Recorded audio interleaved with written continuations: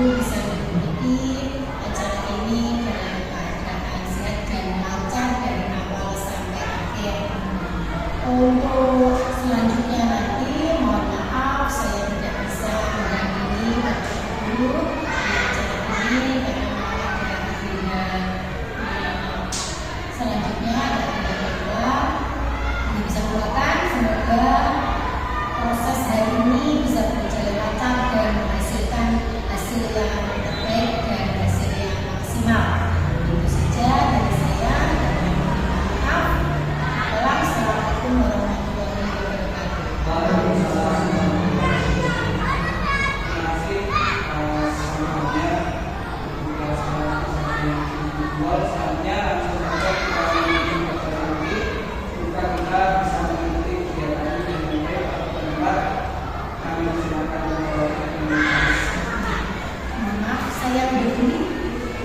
Assalamualaikum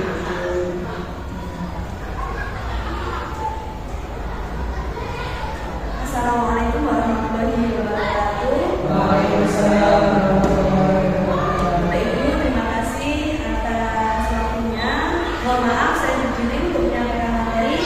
Baik, hari ini saya akan melakukan diseminasi aksi nyata modul 1.4 tentang budaya positif. Jadi kita sebagai guru, mungkin saya sendiri sebelumnya sudah awam apa itu budaya positif. Jadi apa itu budaya positif dan apa contohnya? Di sini panjenengan bisa melihat ada gambar seorang anak yang saling dengan gurunya. Mungkin ini sudah familiar dengan kita. Tapi apakah budaya positif itu?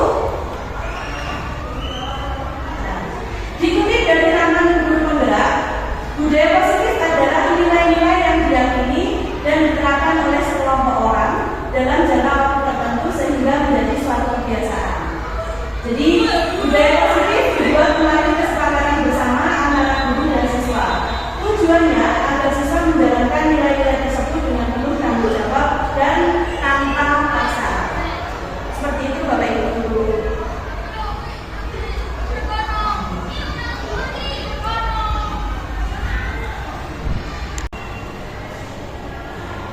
Baik Bapak Ibu, untuk berikutnya kita akan mempelajari tentang budaya. Tadi sudah pengertian tentang budaya positif dan juga contohnya. Nah, sekarang di budaya positif apa saja yang akan kita pelajari? Yang pertama nanti kita akan membahas tentang perubahan paradigma belajar. Yang kedua ada disiplin positif. Jadi kita akan kupas nanti disiplin positif itu seperti apa. Kemudian yang ketiga tentang motivasi perilaku manusia. Yang keempat tentang hubungan konsekuensi dan restitusi. Yang keempat yaitu tentang yang kelima kebutuhan dasar manusia itu apa aja, nanti akan kita bahas juga di sini. Dan keyakinan kelas serta posisi kontrol restitusi dan yang terakhir tentang segitiga restitusi. Sudah siap ya Bapak Ibu? Oke, kita slide berikutnya. Nah ini Bapak Ibu, coba panjenengan baca terlebih dahulu tentang perubahan paradigma belajar. Apakah panjenengan mempunyai paradigma yang sama mungkin dengan saya, atau mungkin sudah paradigmanya sudah lebih di depan daripada saya? Coba silahkan dipahami dulu.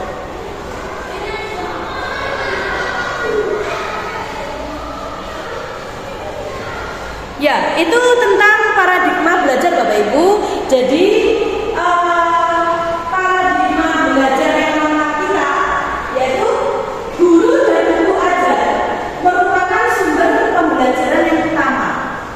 Dan guru melakukan kegiatan pembelajaran itu dengan konvensional saja dan bukan variatif dan bersifat berpusat pada guru. Jadi paradigma belajar yang lama itu kan sumber belajar itu ya guru dan buku ajar, bukan guru siswa. Kemudian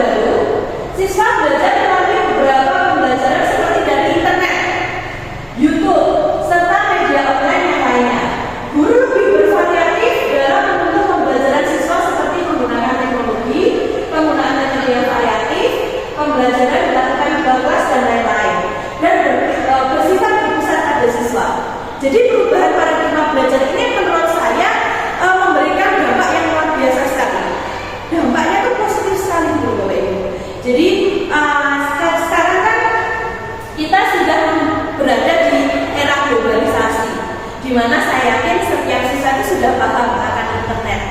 Dan semua siswa itu saya juga yakin setiap hari pegang HP.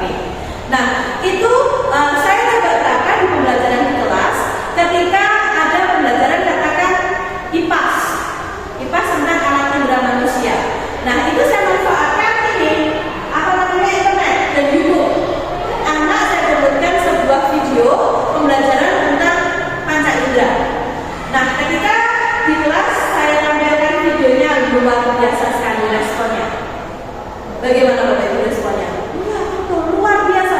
Mereka lebih bersemangat dan outputnya itu jauh lebih baik Bapak Ibu. Jadi pembelajaran secara audio visual itu akan lebih mengena di anak daripada kita hanya ceramah saja. Coba, mungkin beberapa dari panjenengan juga sudah menerapkan ini. Oke Bapak Ibu, kemudian pembelajaran yang ini yang baru ini bersifat berpusat pada siswa. Jadi pembelajarannya bukan dari saya saja. Jadi pembelajarannya kita libatkan siswa. Kita tuh guru hanya sebagai fasilitator saja. Bisa dengan cara kita bentuk kelompok-kelompok kecil. Kita bentuk kelompok kecil, kemudian kita berikan materi diskusi, anak berdiskusi sendiri. Kemudian kita dampingi, kita fasilitasi. Itu anak luar biasa sekali. Mereka termotivasi untuk belajar. Betul itu Bapak Ibu. Jadi mereka itu ada beberapa poin plus kalau kita menggunakan pembelajaran berpusat pada siswa Bapak Ibu. Jadi mereka kerjasamanya itu terbentuk. Rasa ingin tahunya itu tinggi, tergali. Jadi mereka mencoba mencari-cari di buku, bertukar pikiran dengan temannya. Nah, yang dulunya mungkin anak laki-laki nggak mau berteman dengan anak perempuan, sekarang sudah beda. Sekarang mereka sudah tujuan jadi satu gitu. Gitu loh Bapak Ibu. Oke ya, kita lanjutkan di slide berikutnya. Nah, kita akan belajar tentang disiplin positif. Tanyanya, apa sih disiplin itu? Apakah berhubungan dengan tata tertib, teratur dan kepatuhan pada peraturan termasuk disiplin juga? Jawabannya tidak Bapak Ibu. Kok bisa? Iya, berdasarkan modul yang sudah saya pelajari, kita begini. Disiplin merupakan motivasi internal yang berupa tanggung jawab dalam melaksanakan sesuatu tanpa memerlukan pihak lainnya. Jadi disiplin itu memang berasal dari diri kita sendiri, dari diri anak sendiri. Kita hanya bisa sebagai guru itu mengingatkan, yuk diarahkan menuju ke arah disiplin. Selanjutnya, nah ini Bapak pendidikan kita Ki Hajar Dewantara menyatakan bahwa pendidikan yang merdeka itu syarat utamanya yaitu disiplin yang kuat dari dalam diri. Ini Bapak pendidikan kita ya Pak Ibu. Jadi dia mengatakan margino ejalone noramu lepasen pabrik nino ugo kuat kuoso aman diri priyango. Saya tidak ini. Ada translate-nya, tenang saja Bapak Ibu. Merdeka itu artinya tidak hanya terlepas dari pemerintah, akan tetapi juga cakap buat pemerintah diri sendiri. Jadi sekali lagi, disiplin itu memang berasal dari dirinya sendiri. Gitu Bapak Ibu. Coba panjenengan ini. Betul apa tidak?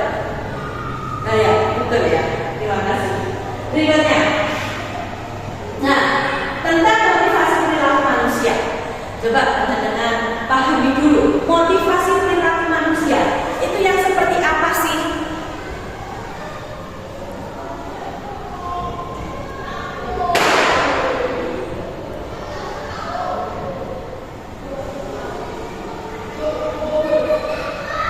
Ya, motivasi perilaku manusia. Motivasi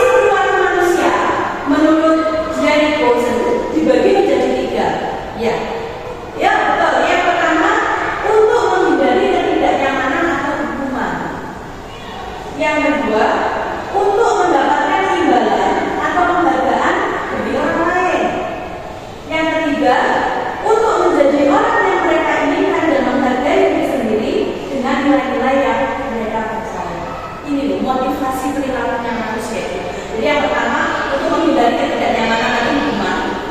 Yang kedua mendapatkan imbalan atau penghargaan dari orang lain.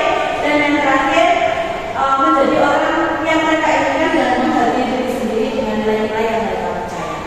Nah, ini merupakan motivasi perilaku manusia. Berikutnya, nah penjelasannya seperti ini. Di poin yang pertama, untuk menghindari ketidaknyamanan atau hukuman, ini adalah tingkat rendah dari motivasi perilaku manusia. Biasanya orang yang motivasi ini akan bertanya, apa yang akan terjadi apabila saya tidak melakukannya? Sebenarnya mereka sedang menghindari permasalahan yang mungkin muncul dan berpengaruh pada mereka secara fisik, psikologis, maupun tidak terpenuhinya kebutuhan mereka. Bila mereka tidak melakukan tindakan tersebut, motivasi ini bersifat eksternal. Jadi jelas ya Bapak Ibu, hanya untuk menghindari ketidaknyamanan dan hukumannya saja. Oke, yang kedua kemudian Pak dengan bisa pahami ini. Untuk mendapatkan imbalan atau penghargaan dari orang lain. Ini Bapak Ibu. Motivasi yang keduanya itu untuk itu. Jadi dengan orang dengan motivasi ini itu akan bertanya, apa yang akan saya dapatkan apabila saya melakukannya? Mereka melakukan sebuah tindakan untuk mendapatkan pujian dari orang lain yang menurut mereka itu penting dan mereka letakkan dalam dunia berkualitas mereka. Mereka juga melakukan sesuatu untuk mendapatkan hadiah, pengaruh atau imbalan. Motivasi ini juga bersifat eksternal. Jadi ada rasanya, oh saya melakukan ini nanti kira-kira dapat imbalan apa ya? Dapat penghargaan apa ya dari orang lain? Yang ketiga, untuk menjadi orang yang mereka inginkan dan menghargai diri sendiri dengan nilai-nilai yang mereka percaya. Ini orang dengan motivasi ini akan bertanya, akan menjadi orang yang seperti apa sih apabila saya melakukan itu? Mereka melakukan sesuatu karena nilai-nilai yang mereka yakini dan hargai, dan mereka melakukannya karena mereka ingin menjadi orang yang melakukan nilai-nilai yang mereka yakini tersebut. Dan juga ini adalah motivasi yang akan membuat seseorang memiliki perilaku positif, karena motivasi berperilakunya bersifat internal bukan eksternal. Jadi ada tiga motivasi ya Bapak Ibu. Motivasi perilaku manusia yang tadi yang pertama untuk menghindari ketidaknyamanan atau hukuman, kemudian yang kedua mendapatkan imbalan atau penghargaan dari orang lain, dan yang ketiga untuk menjadi orang yang mereka inginkan dan menghargai diri sendiri dengan nilai-nilai yang mereka percaya. Sejauh ini Bapak Ibu, bagaimana sudah mendapatkan gambaran baru ya? Alhamdulillah. Oke, kita lanjutkan. Kita bicara hukuman, konsekuensi, dan restitusi. Loh, apa sih hukuman? Apa itu konsekuensi? Apa itu restitusi? Mungkin panjenengan di sini semua memikirkan ini hal yang sama. Mungkin ya. Tapi masa sama? Yuk coba kita lihat. Nah, ini yang pertama adalah hukuman. Hukuman bersifat tidak terencana atau tiba-tiba. Murid tidak tahu apa yang akan terjadi dan tidak dilibatkan. Ini tentang hukuman. Dan juga hukuman itu bersifat satu arah dari pihak guru yang memberikan dan murid hanya menerimanya. Misalkan si A melakukan kesalahan. Kesalahannya apa? Dia tidak membaca MPR. Dan kamu si A langsung saya hukum.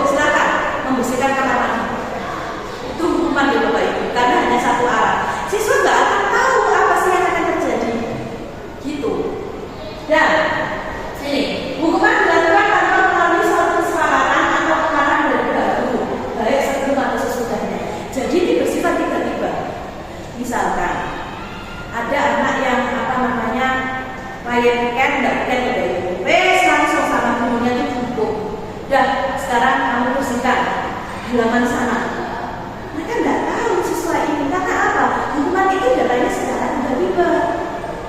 Nonton ya. Kemudian yang kedua adalah konsekuensi.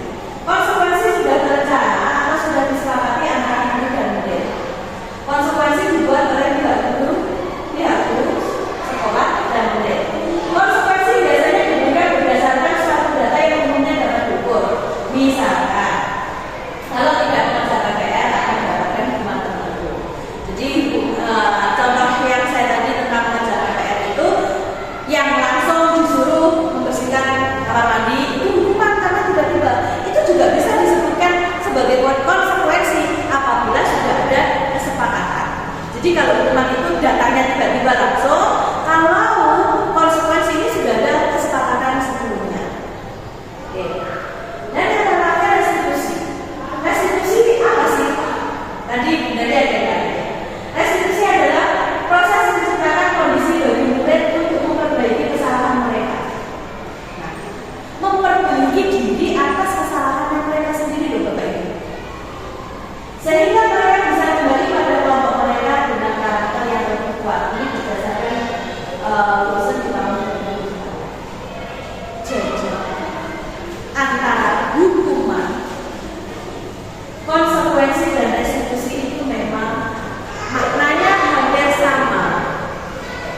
Cuma outputnya itu berbeda Bapak Ibu. Jadi kalau hukuman itu mungkin efeknya membuat mereka juga langsung kapok.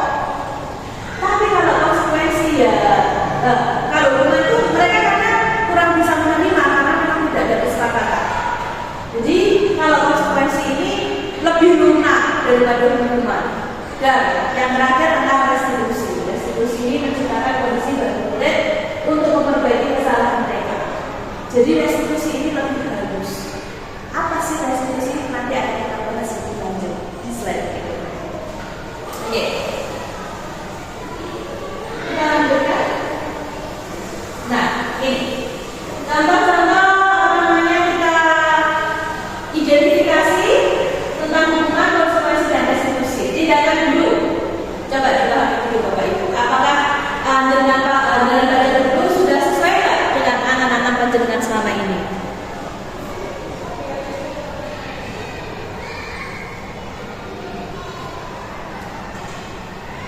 Sudah ya? Ya.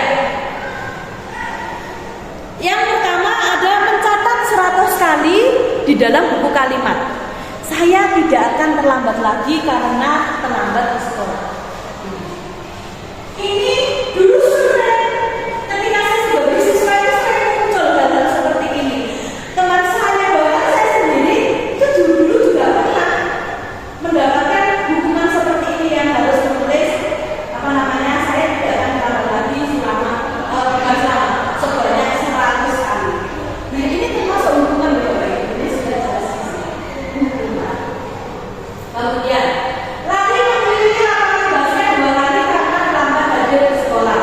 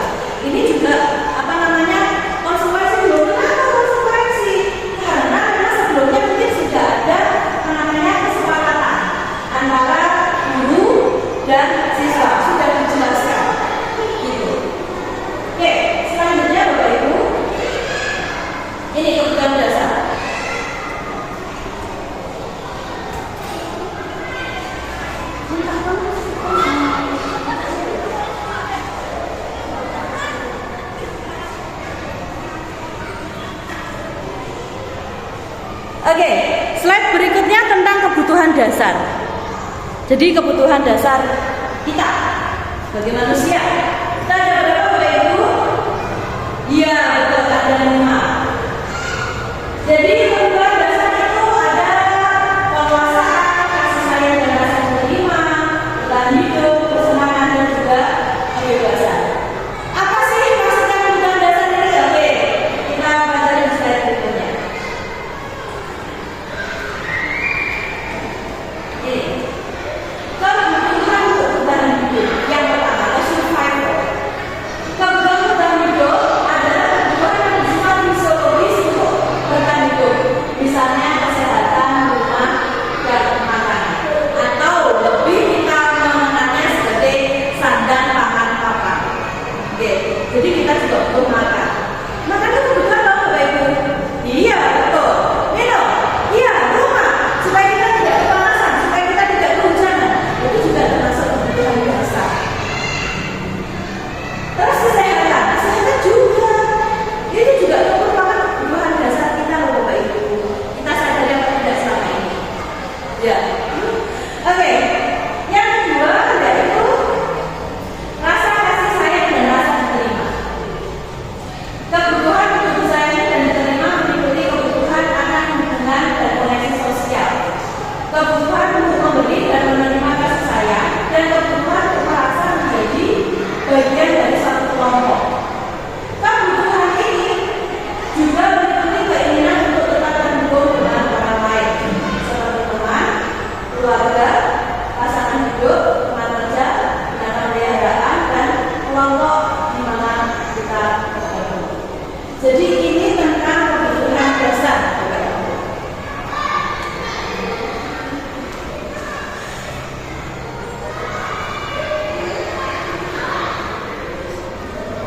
Dan selanjutnya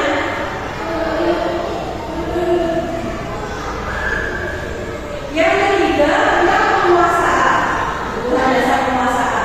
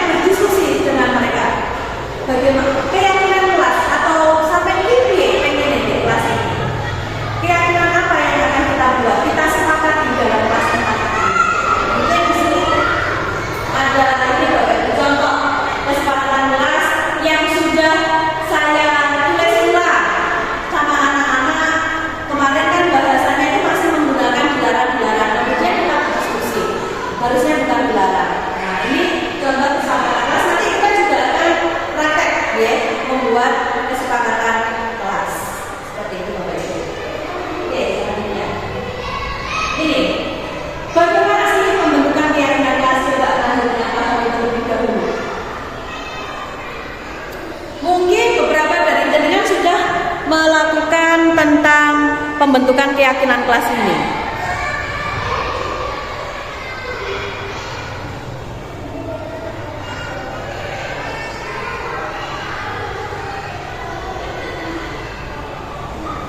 Ya, yang pertama yaitu mempersilahkan kepada sekolah atau murid-murid di sekolah dan kelas untuk bercurah pendapat tentang peraturan yang perlu disepakati di sekolah atau kelas. Ini tadi, kita curah pendapat dulu sama anak-anak, kita gali pendapatnya mereka. Kemudian mencatat semua masukan-masukan para murid atau warga sekolah di papan tulis atau di kertas besar. Kemarin saya memberikan kepada mereka itu post-it atau sticky note. Saya minta mereka, oke lah, sampai tulis, sampai itu pengennya bagaimana. Kemudian saya hempel di kertas yang besar. Kemudian ini, susunlah keyakinan kelas sesuai prosedur pembentukan keyakinan sekolah atau kelas. Gantilah kalimat-kalimat dalam bentuk negatif menjadi positif. Misalkan ini Bapak Ibu ya, jangan makan saat pelajaran. Saya ganti makan pada saat jam istirahat. Begitu Bapak Ibu.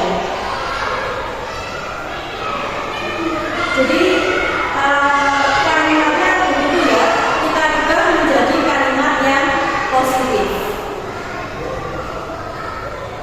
Bagaimana Bapak Ibu? Bisa dipahami ya? Sudah ada gambaran ya panjenengan? Oh, berarti kalau ada kata dilarang jangan nanti kita ganti menjadi kalimat yang positif. Pembentukan keyakinan kelas. Tinjau kembali daftar surat pendapat yang sudah dicatat. Anda mungkin akan mendapatkan bahwa pernyataan yang tertulis di sana masih banyak yang berupa peraturan-peraturan. Biasanya peraturan-peraturan itu berawalan gimana, jangan. Selanjutnya, ajak warga sekolah atau murid-murid untuk menentukan nilai kebajikan atau keyakinan yang diikuti dari peraturan tersebut. Contohnya ini Bapak Ibu, contoh ya. Berjalan di kelas, dengarkan guru, katakan tepat waktu. Itu berada di bawah satu kali yang sama, yaitu keyakinan untuk saling menghormati dan nilai kebajikan yang adalah hormat. Jadi kita kaitkan dengan nilai-nilai kebajikan universal apa yang akan kita dapatkan atau yang akan kita tuju.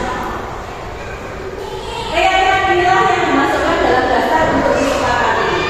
Keyakinan itu juga merupakan pendalaman pemahaman untuk peraturan keyakinan sekolah atau kelas. Itu Bapak Ibu. Nah, ini yang kelima dari tentang pembentukan keyakinan kelas.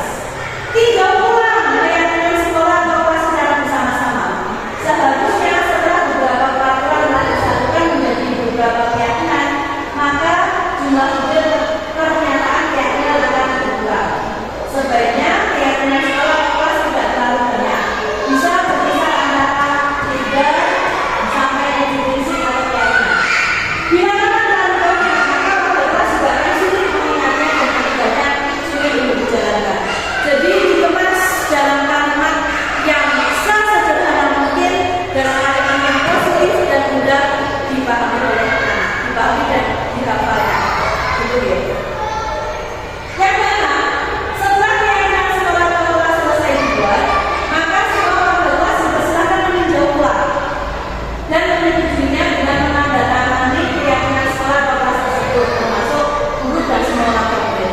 Jadi kalau sudah selesai, sudah dibetulkan oleh gurunya masing-masing, kemudian ditandatangani Bapak Ibu, ditandatangani antara guru dan seluruh warga kelas tersebut. Oke. Nih, keyakinan sekolah atau kelas selanjutnya bisa dibacakan di dinding kelas di tempat yang mudah dilihat semua warga kelas. Jadi begitu Bapak Ibu langkahnya. Sekarang kita akan praktek membuat keyakinan kelas. Oke, Bapak Ibu, kita saatnya praktek tentang membuat keyakinan kelas. Kemarin saya sudah praktek sama anak-anak. Sekarang kita praktek membuat keyakinan kelas. Nanti panjenengan tulis di post-it yang sudah saya bagikan, kemudian nanti kita tempel di dinding.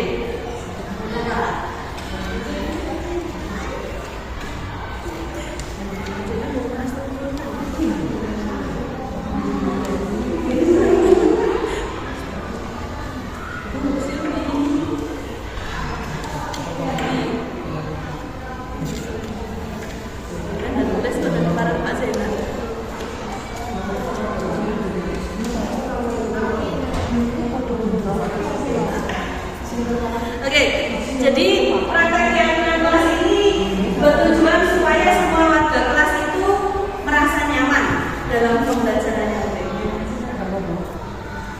Nanti kalau sudah selesai bisa panjenengan tempelkan di sini di kertasnya sudah saya siapkan. Bunda ini sudah? Silakan Bunda ini maju dulu. Ya,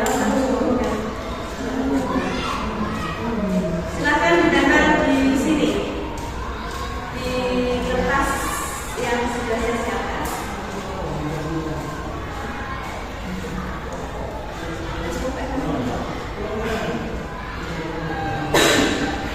Kalau sudah monggo bisa maju ke depan untuk menempel.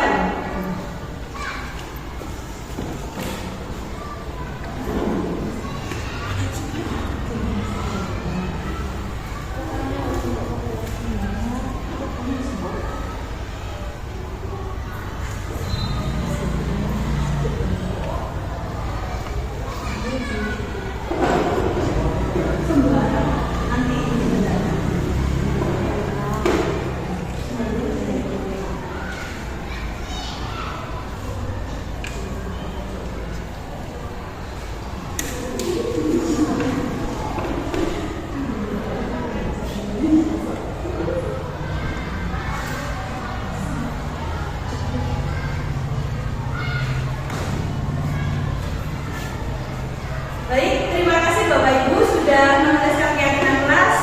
Akan coba saya bacakan keyakinan kelas atau kesepakatan kelas kita, yaitu 1. Membantu orang yang membutuhkan. Sepakat? Sepakat. 2. Menjaga kebersihan kelas. Sepakat? Oke. 3. Bersikap jujur dan bertanggung jawab. Siap? Oke. Menjaga kebersihan kelas. Siap. Menerima pendapat orang lain. Siap.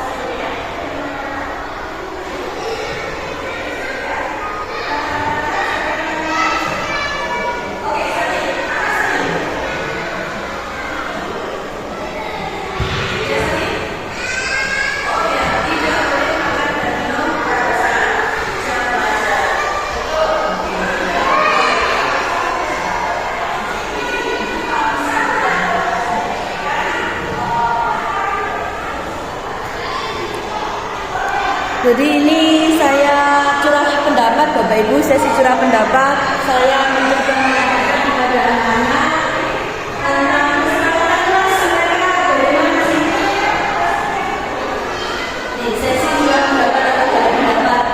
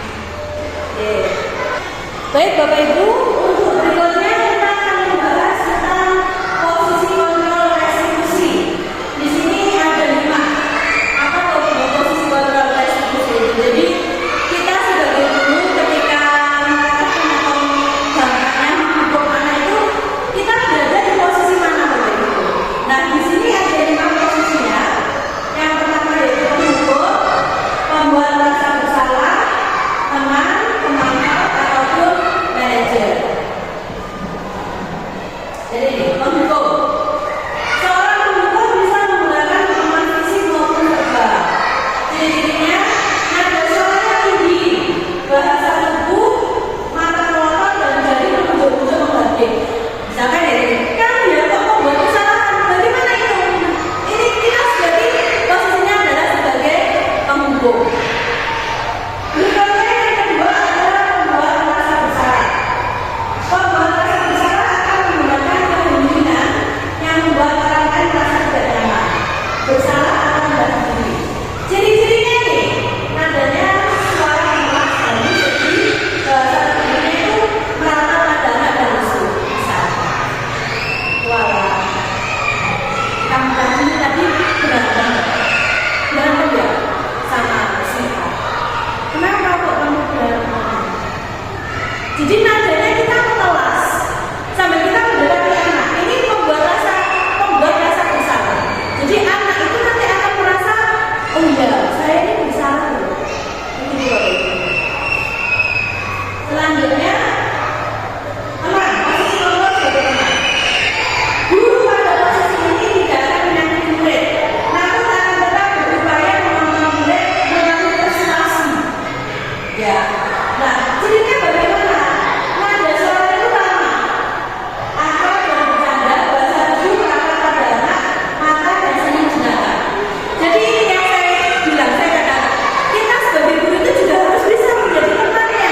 Jadi ketika kita menyelesaikan masalah kepada anak, kita sebagai teman, kita dekati dia, kita ajak ngobrol, kita posisikan diri kita sebagai temannya dia, sehingga dia itu merasa nyaman dan bercerita pada kita. Begitu. Selanjutnya, pemantau. Bagaimana pemantau itu? Posisi pemantau berdasarkan pada peraturan dan konsekuensi. Cirinya ada suara datar, bahasa tubuhnya yang formal. Biasanya anak melakukan kesalahan kita panggil, ya kamu melakukan kesalahan ya. Contohnya gitu. Sudah tahu kan konsekuensinya apa?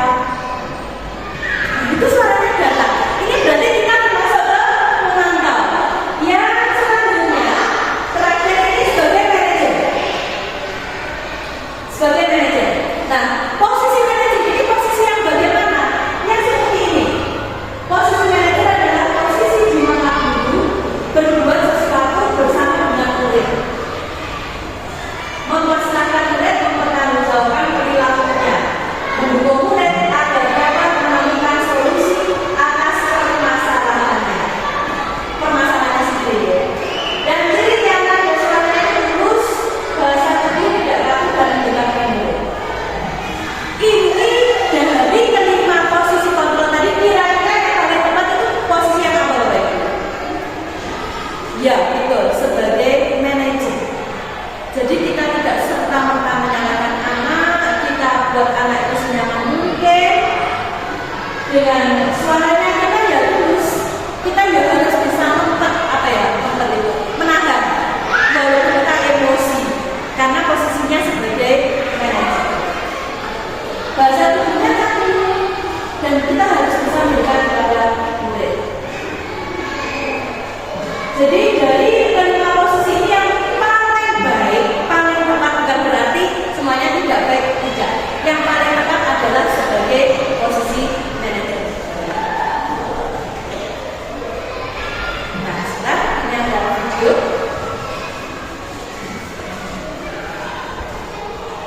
Ini tentang video posisi kontrol ya Bapak Ibu.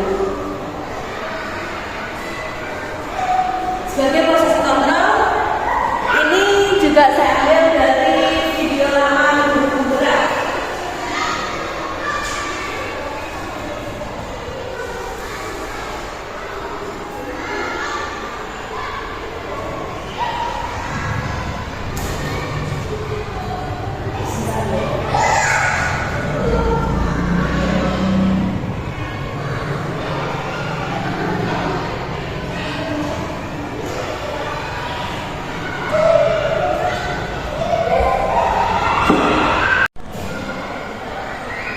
Baik Bapak Ibu, untuk mempermudah pemahaman materi, berikut ini ada 5 posisi kontrol.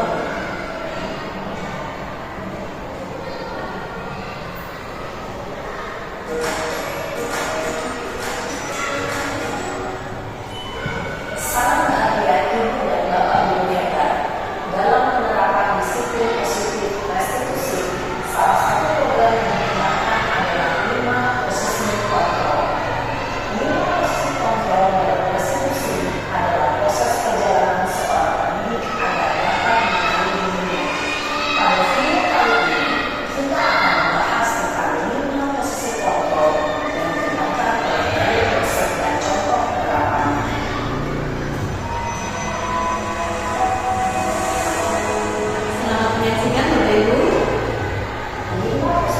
Jadi yang pertama ini posisi penghukum, membuat rasa bersalah yang sudah saya ajari, posisi teman, pemantau monitor, posisi manajer.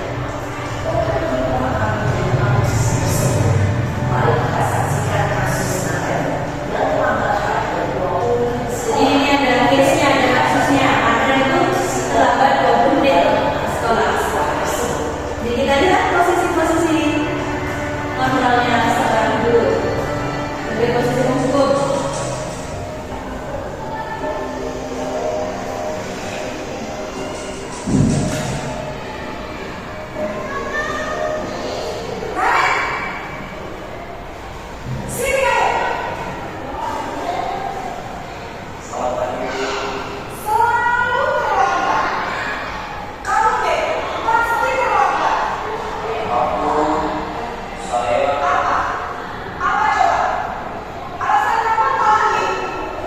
Nah, ini gurunya sebagai penghukum karena gurunya nadanya tinggi.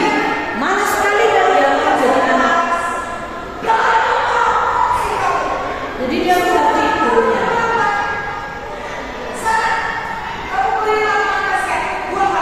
Nah, langsung menuju rumah.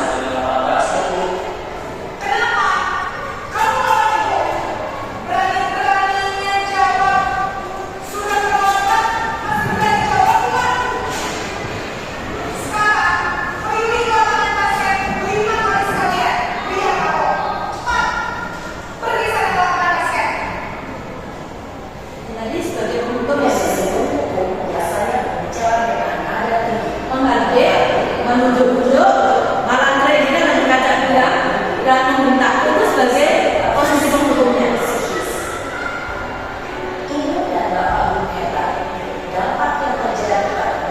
Dampaknya apa? Kurang menjadi pendendam Bapak Ibu. Terus tidak menilai juga pengangkatan yang diambil. Kan benci, saya benci lah sama Bapak dan Ibu. Nah, ini yang kedua posisi membuat rasa bersalah.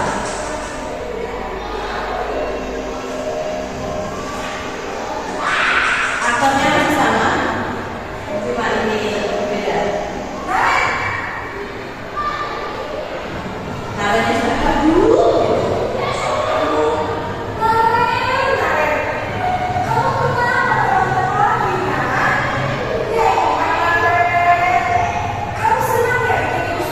Nah, kamu senang ya begini musuh saya? Dia bahasanya lebih menyentuh, menyentuhkannya.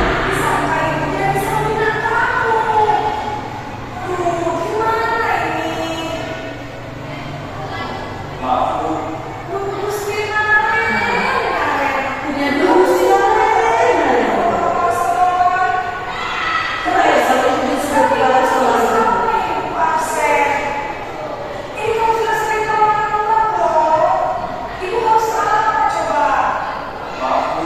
Nah, sebenarnya dari mama Bu, susah, nanti rasa bersalah kalau kayak gini. Beda kan seperti yang tadi sebagai penghukum.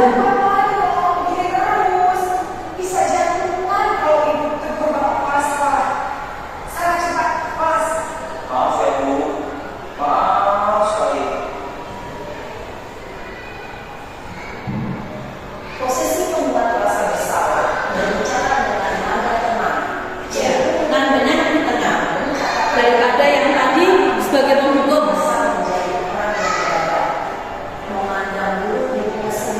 Nah, suaranya cenderung lembut, menyatakan hal-hal yang merasa kesalahan yang ada pada murid.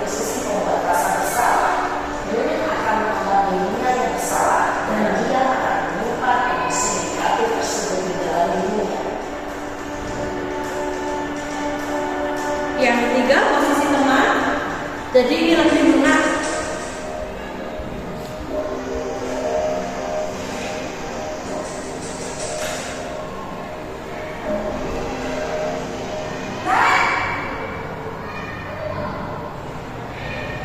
Marah lagi.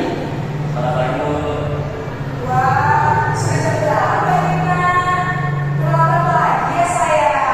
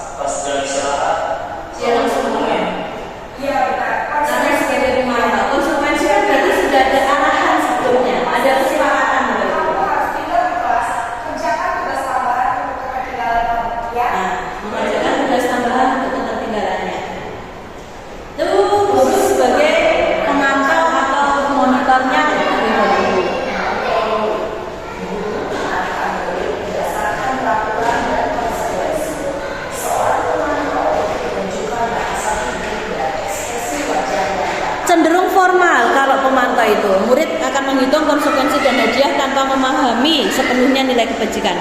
Ini yang terakhir nilai posisi manajer Bapak Ibu. Ini yang saya katakan tadi, posisi yang menurut saya paling terbaik lah, posisi manajer ini. Silakan perhatikan.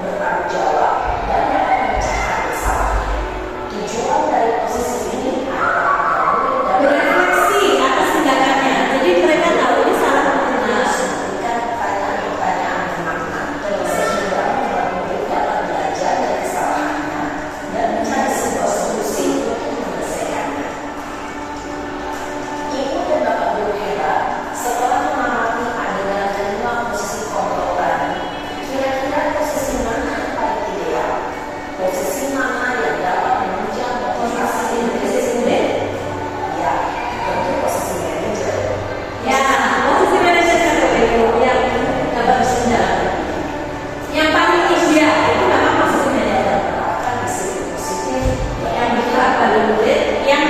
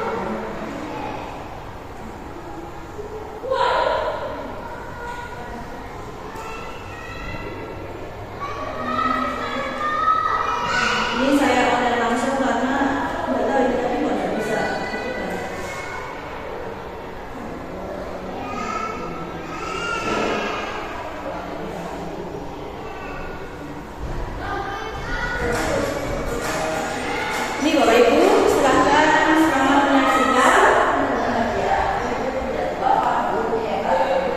Pada video tentu kita akan membahas tentang salah satu program disiplin positif yang mengangkat di sekolah yang dikenal dengan nama restitusi. Tentang segitiga restitusi. Dan dengan nanti ada menstabilkan identitas, validasi tindakan yang salah dan penanyaan keyakinan.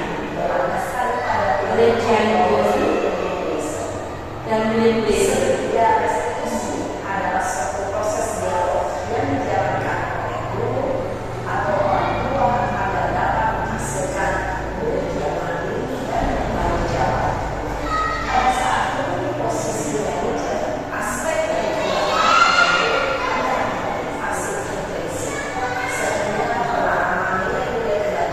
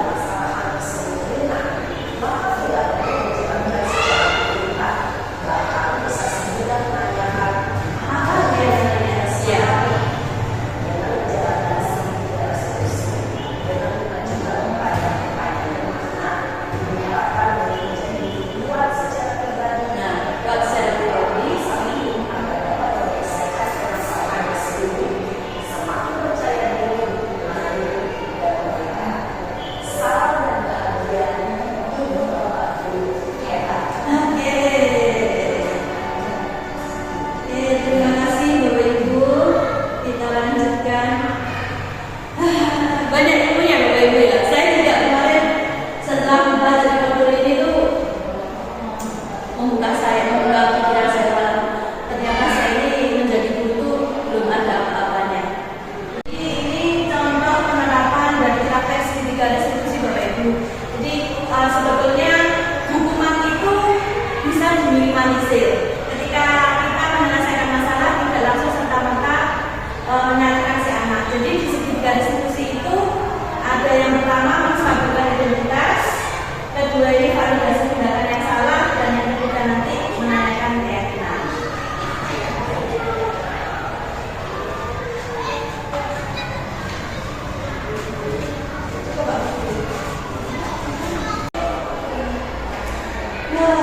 Alhamdulillah Bapak Ibu, ini slide terakhir.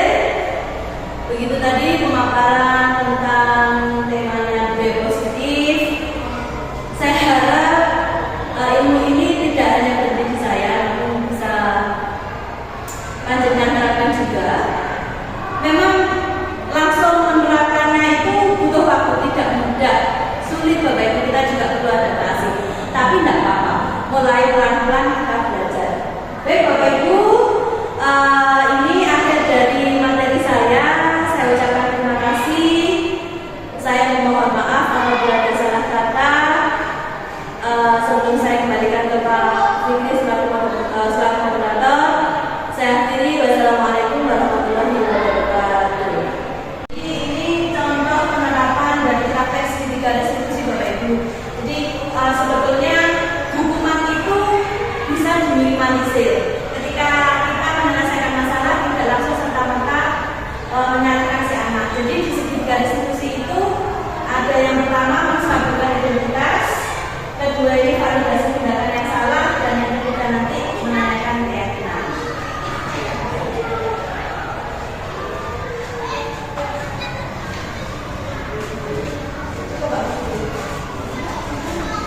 Oke, Bapak Ibu, demikianlah pemaparan materi dan kita sudah mendapatkan tentang keyakinan kelas. Sekarang sesinya sesi tanya jawab. Pak Kuda Bapak kami persilakan.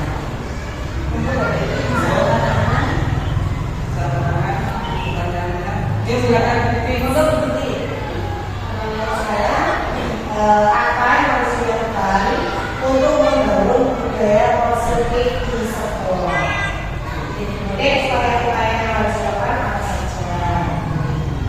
Dulu dia langsung ke pertanyaan kedua. Silakan ke pertanyaan kedua.